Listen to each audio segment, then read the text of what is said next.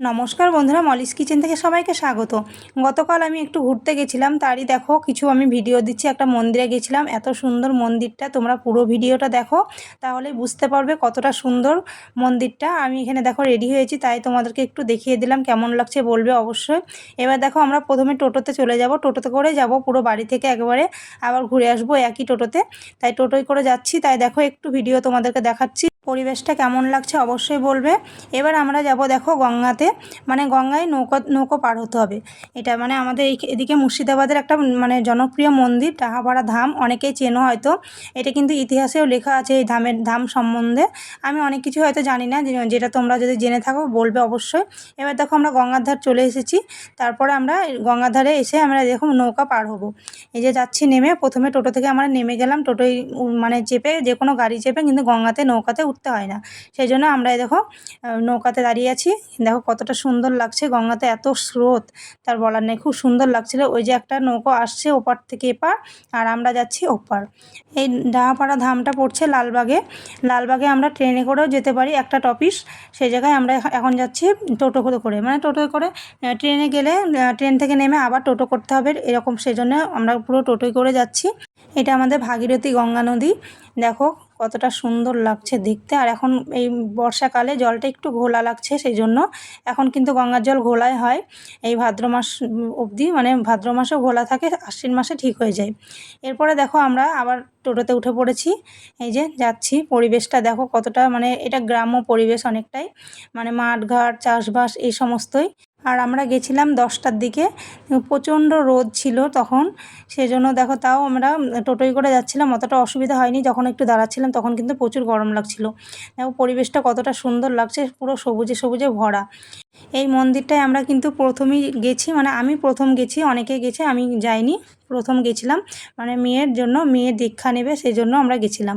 তারপরে দেখো একটু আমি তোমাদেরকে দেখিয়ে দিলাম আমাকে নিজেকে, কেমন লাগছে অবশ্যই বলবে।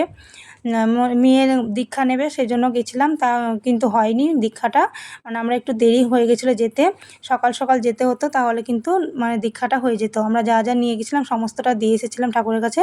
এই যে চলে এসেছি মন্দিরে এসে দেখো কতটা সুন্দর লাগছে বাইরে থেকে, অসম্ভব সুন্দর মন্দিরটা। আমি প্রথমে গিয়ে আমি ভিডিও করা বাদ দিয়ে শুধু দেখেই যাচ্ছিলাম, এতটাই সুন্দর।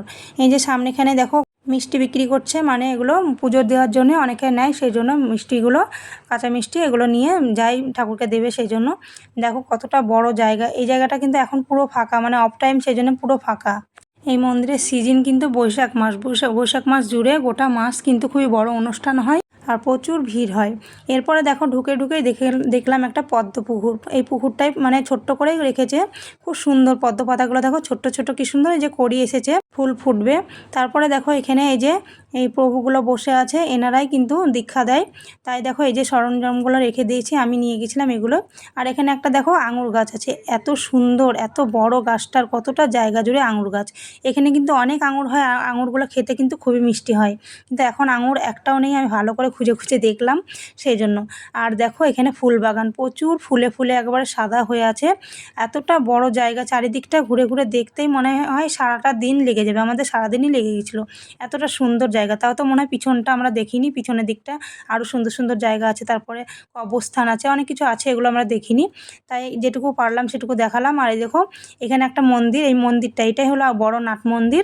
এই মন্দিরের দেখো কতটা সুন্দর কাজগুলো। আর এখানে প্রচুর মানুষ আসে অফ টাইমে, দেখো কয়েকজন মনে হচ্ছে এখানে 1 থেকে 150 জন মানুষ মানে আছে। তার কারণ মানে যেখানে অন্নভোগ দিয়েছিল খাওয়া দাওয়ার সময়, সেখানে বোঝা গেল যে কতটা মানুষ এসেছে। এখানে দুপুরে অন্নভোগের সিস্টেম আছে, মানে অন্নভোগটা পাওয়া যায়। অন্যান্য মঠ মন্দিরে গেলেও কিন্তু এই দুপুরের ভোগ পাওয়া যায়, যেমন মায়াপুরে, সেখানে কিন্তু টিকিটটা নিতে গেলে পয়সা লাগে। আর এখানে কিন্তু একদম বিনামূল্যে তোমরা সেবা করতে পারো। আর তোমরা নিজের থেকে, এখানে একটা বক্স আছে, সেখানে সব মন্দিরে থাকে, ওই বক্সে, প্রণামী বক্সে তোমরা যে যার ইচ্ছা মতো দিতে পারো। তাছাড়া এখানকার কোনো চাহিদা নেই যে এই মন্দিরে আসলে যে পয়সা লাগবে, কোনো টিকিট লাগবে, কোনো কিছু লাগবে না, বিনা পয়সাতে তোমরা এখানে ঘুরে যেতে পারো। আর দেখলে কিন্তু দেখো কতটা সুন্দর মন্দিরটা, আসলে কিন্তু বাড়ি যেতে ইচ্ছা করবে না। এই গরমের সময় কিন্তু এই মন্দিরে মনে হয় যেন সারাটা দিনই থেকে যায়, এতটাই সুন্দর আর পরিষ্কার পরিচ্ছন্ন জায়গাটা। আমার কিন্তু খুবই ভালো লেগেছে, তোমাদের কেমন লেগেছে অবশ্যই বলবে। এখানে ঠাকুর আছে, এই ঠাকুরের নাম হলো জগৎবন্ধু, মানে এই ধামটার নাম জগৎবন্ধু ধাম। এখানে শ্রীকৃষ্ণই থাকে, শ্রীকৃষ্ণ তো নানা রূপ। এই তো আমরা কিন্তু ঠাকুরটাকে দেখতেই পাইনি, তাই মনটা একটু খারাপ হয়ে গেছিলো। কোনো ব্যাপার না, আবার যাব শনিবার দিন, সেজন্য। এখানে দেখো অন্নভোগ দিচ্ছে, এখানে অন্নভোগ সবাই পাচ্ছে, তাই সবাই বসেছে। এখানে শাল পাতায় করে দেবে অন্নভোগ। ঠাকুরের কাছে যে ভোগটা দিয়েছিল সেই ভোগটা এখানে নিয়ে এসে সমস্ত খাবারের সাথে মিশিয়ে এই যে দিয়ে দেবে। এখানে দেখো অন্ন দিচ্ছে, অন্নর মধ্যে এই যে ভাজাভুজি যেগুলো থাকে সেগুলো দিয়েছে, ডাল দিয়েছে, সবজি দিয়েছে। এগুলো আমরা খেয়ে দিয়ে নিলাম, খুবই সুন্দর লেগেছিলো খেতে। এরপরে দেখো একটা তুলসীর বন, একেবারে মনে হচ্ছে বৃন্দাবন ধাম, এত সুন্দর দেখতে। এই যে দেখো কতটা সুন্দর লাগছে, অনেকটা জায়গা জুড়ে কিন্তু তুলসীর বনটা ছিল।